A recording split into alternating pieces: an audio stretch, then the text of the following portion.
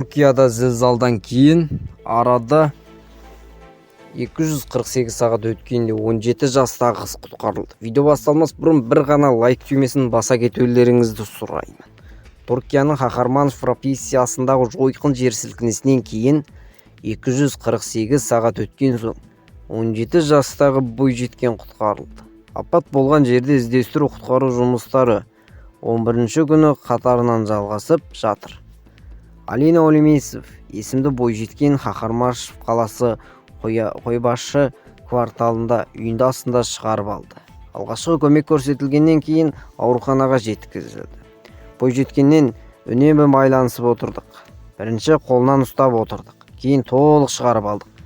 Жағдайы жақсы, сөйлесе алады. Осындай жақсы жаңалықтар апат болған жерлерде жалғасын табады деп үміттенемін дейді құтқарушылар.